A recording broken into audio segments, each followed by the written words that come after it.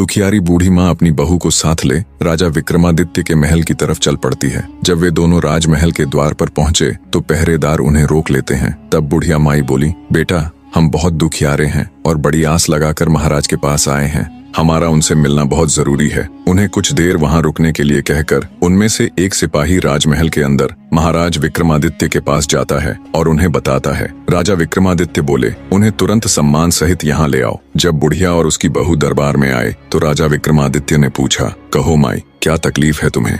तब बुढ़िया आंखों में अश्रु लिए अपने साथ बीती सारी घटना महाराज विक्रमादित्य को कह सुनाती है और कहती है, महाराज अब आप ही हमारी आखिरी उम्मीद हो, हमारी मदद कीजिए राजन। राजा विक्रमादित्य अपने राज्य में घटी इस दुखद घटना से बिल्कुल अनजान थे। बुढ़िया माँ के द्वारा जब उन्हें पता लगता है तो वो थोड़े चिंतित हो जाते हैं और कहते हैं, आप बिल्कुल भी चिंता मत कीजिए माई, आपके बेटे जहाँ कहीं भी होंगे मैं उन्हें खोजकर आप तक सही सलामत लाने की पूरी कोशिश करूंगा। राजा विक्रमादित्य का आश्वासन मिलने पर बुढ़िया माँ और उसकी बहू को कुछ राहत मिलती है। राजा विक्रमादित्य बोले, माई आप अपने घर लौट जाएं, भगवान ने चाहा तो जल्दी ही आपके दोनों बेटे आकर आपसे मिलेंगे। राजा विक्रमादित्य अगले दिन पूरी तैयारी कर अपने घोड़े पर सवार हो निकल पड़ते हैं दैत्य दंभिकासुर के ठिकाने की खोज में। चलते चलते वे भी उस साधु महाराज की कुटिया के पास पहुंच जाते हैं। सोचा कुछ देर सुस्ता लिया जाए।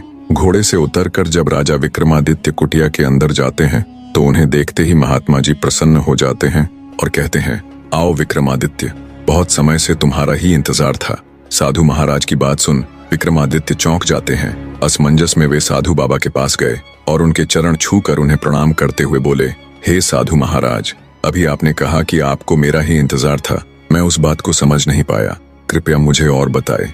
तब महात्मा जी ने राजा विक्रमादित्य को शुरू से लेकर अब तक का सारा वृतांत कह सुनाया और बोले, बेटा विक्रमादित्य, मैं एक लंबे अरसे से तुम्हारी ही प्रतीक्षा कर रहा था, क्योंकि तुम ही हो जो उस दुष्ट के सभी प्रश्नों के उत्तर देने के साथ साथ उसे मल्ल युद्ध में भी हराने की क्षमता रखते हो। बेटा उस दुष्ट दानव के कारण पता नहीं कितने ही घरों को ताला लग गया। हे वीर श्रेष्ठ, तुम्हारी बुद्धि उसके कपटी प्रश्नों का उत्तर देगी और तुम्हारी वीरता उसके अहंकार को चूर चूर करेगी। तुम्हारे ही हाथों से उसका अंत लिखा है।